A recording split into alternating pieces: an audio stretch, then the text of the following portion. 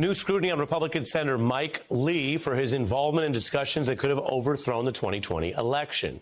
These text messages that were sent to the top folks in the White House. This was in the days after the election through January. Mike Lee's role in Trump's attempted coup reads one headline. Mike Lee has some explaining to do, according to the Washington Post. And Mike Lee busted for lying about his role in the election scheme. Here is how he sounded on January 6th. Our job is to open and then count. Open, then count. That's it. That's all there is. Now, there are, of course, rare instances in which multiple slates of electors can be submitted by the same state. That doesn't happen very often. Happened in 1960. It happened in 1876. That did not happen here. Thank heavens. And let's hope that it never does. Let's hope it never happens, that there are alternate slates. This is the Mike Lee you meet in public. That was on television on a day when he knew many would be watching, January 6th, and you get the impression of an honest conservative, very concerned about the state of democracy. And yet, this is what he was secretly texting. CNN first obtained these in their scoop. NBC has verified the text here for our coverage. Lee told the chief of staff on November 7th, exhaust every legal and constitutional remedy. And then referring to one of Trump's most controversial lawyers, he has really interesting research on this. Now, that's the lawyer who was pushing the coup plans.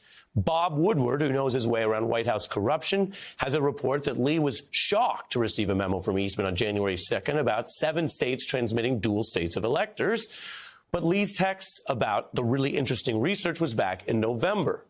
It's up to Mike Lee to clarify why he seemed so supportive of going down this road in private. On December 8th, Lee also texted the chief of staff, if a very small handful of states were to have legislatures appoint alternate state of delegates, there could be a path. Well, a path to what is the question? We are joined by former acting U.S. Solicitor General Neil Katyal to get back into it. Thanks for being here. Thank you. I mentioned the 2 portraits here because it's not news to our viewers that politicians say one thing and do another. But rarely do you have it so close together. Mike Lee seems to be pushing the idea that this stuff would just happen. And if it did, it would create a tougher call for Congress to potentially get involved or overthrow the outcome. And yet the texts at a legal or investigative level, at least, Neil, seem to raise questions about what he was trying to do. Break it down for us. 100%, Ari. So I guess it turns out that Mike Lee was for alternative slates of electors before he was against them. And it is so sad because I didn't think of Mike Lee as some ordinary politician. I had a great deal of respect for him. I used to debate him on C-SPAN and stuff on constitutional topics. His dad was a former Solicitor General of the United States, enormously well respected, and nobody ever doubted that man's love of the country and Constitution.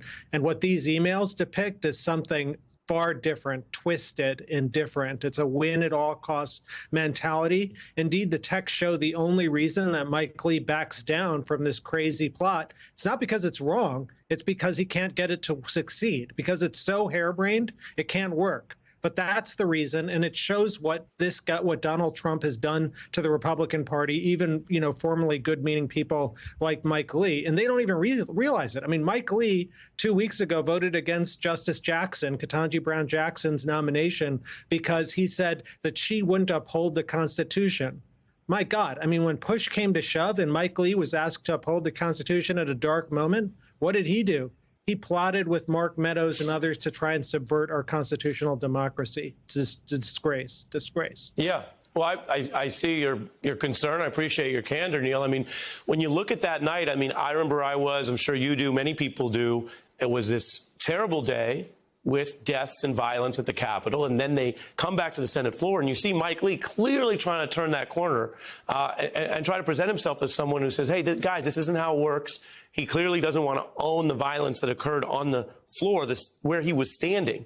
And yet now it's all out. And this, again, goes to why these investigations matter. I'm not aware of anyone at this juncture suggesting any criminal liability for Senator Lee. We're talking about something more nuanced, but quite important. Your former colleague, you were acting Solicitor General. Attorney General Holder was the person in charge of DOJ for a period of time. This is what he says, and I remind viewers, he doesn't weigh in on everything, but he says Mike Lee must be confronted about his, quote, actions to subvert our electoral process and held accountable. And the media, he says, should look at this not as partisan, but as part of the job of getting to the bottom of it. What do you think of that point from Holder and what Lee owes at least his constituents, if not the nation? Eric Holder's absolutely right, 100%. I mean, and it may not be criminal, Ari, it might be, but it's certainly a betrayal of our constitutional democracy, or that's the way it looks from these texts. Now, maybe he's got some explanation. I'd like to hear it.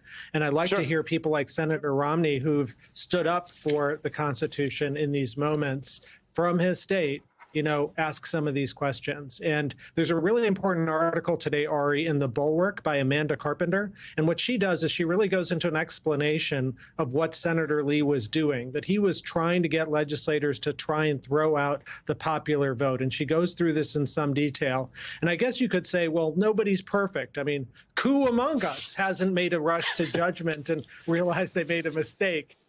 But, this is really a constitutional betrayal. This is not some minor thing. Neil Katyal with the democracy is dying dad joke pun. We're here for it. Congressman Raskin also speaking out. Take a listen. This was a coup organized by the president against the vice president and against the Congress in order to overturn the 2020 presidential election. Trump was prepared to seize the presidency and likely to invoke the Insurrection Act and declare martial law.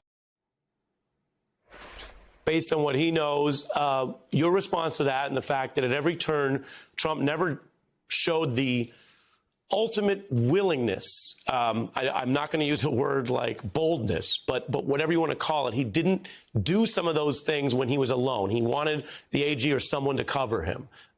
Your final reaction there?